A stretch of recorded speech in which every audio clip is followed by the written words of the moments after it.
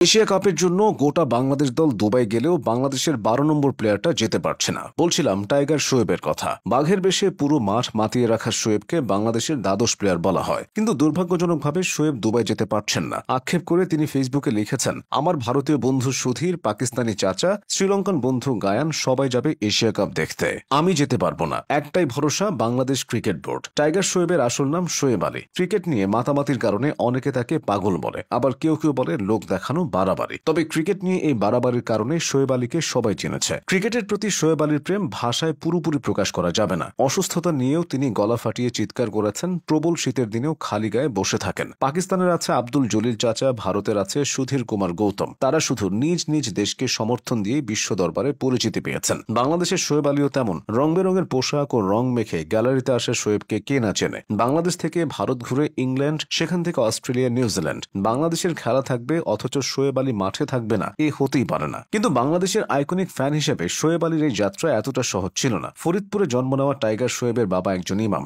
রক্ষণশীল মুসলিম পরিবারে বেড়ে উঠলেও ক্রিকেটের প্রতি ভালোবাসা তৈরি হয়েছিল ছোটবেলা থেকেই। জয় পরাজয় কিংবা ফরম্যাট কোনোটা নিয়ে ভাবতেন না তিনি। বাংলাদেশের খেলা হলে দেখতে বসে যেতেন। ১৩ বছর বয়সেই শোয়েব আলীর স্কুলের পাঠ চুকে যায়। এরপর গাড়ির মিস্ত্রি হিসেবে কাজ করে জীবিকা নির্বাহ করতেন। কিন্তু এই কাজে থাকলে মাঠে যে দলকে সমর্থন করবেন কিভাবে? তাই কাজ বাদ দিয়ে শুরু করেন মাঠে যে দলকে সমর্থন করা। ক্রিকেটের মতো ব্যয়বহুল খেলায় সবকিছু ত্যাগ করে সমর্থন দেওয়া খুব কঠিন ব্যাপার, কিছুটা অসাধ্য বটে। তবে এই অসাধ্যই সাধন করেছেন টাইগার শোয়েব। আগে অন্য সব সাধারণ দর্শকদের মতোই সাধারণভাবে মাঠে উপস্থিত হতেন শোয়েব আলী। তবে ২০১২ সালের এশিয়া কাপে তাকে আলাদাভাবে চিনতে শুরু করে দর্শক। সেবার তিনি নিজের সারা শরীর বাঘের আদলে রং করে স্টেডিয়ামে আসেন। জাতীয় দলের প্রতীকের আদলে সেজে আসায় সহজেই সবার নজরে পড়েন তিনি। এরপর থেকেই শেরেবাংলা স্টেডিয়ামে বাংলাদেশের খেলা মানেই জাতীয় পতাকা হাতে আর বাঘের সাজে গ্র্যান্ড স্ট্যান্ডে শোয়েবের উপস্থিতি। তবে শুধু শেরেবাংলা নয়, দ্বিপাক্ষিক সিরিজ কিংবা বৈশ্বিক কোনো টুর্নামেন্টেও শোয়েব কঠিন সব পথ পাড়ি দিয়ে পৌঁছেছেন ভারত, শ্রীলঙ্কা, সংযুক্ত আরব আমিরাত কিংবা জিম্বাবুয়ের মতো দেশেও।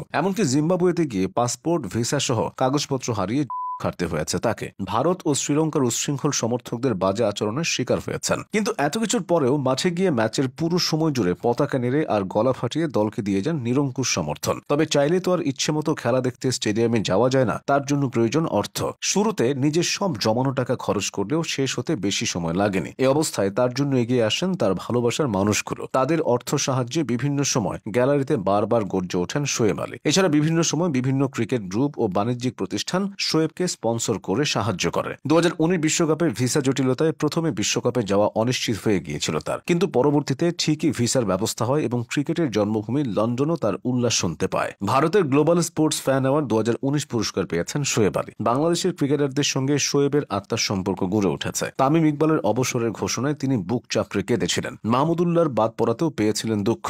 শোয়েবের প্রিয় খেলোয়াড় মাশরাফি বিন মুর্তজা। ১৬ কোটি বাঙালির মতো শোয়েবেরও স্বপ্ন বাংলাদেশ একদিন বিশ্বকাপ জিতবে। না জিতলেও শোয়েবের আফসোস থাকবে না। বাংলাদেশের খেলা মানেই শোয়েবের জন্য ঈদ আনন্দ। আসলে বাংলাদেশের প্রত্যেক সমর্থকের মধ্যে একজন করে শোয়েব আলী বাস করে।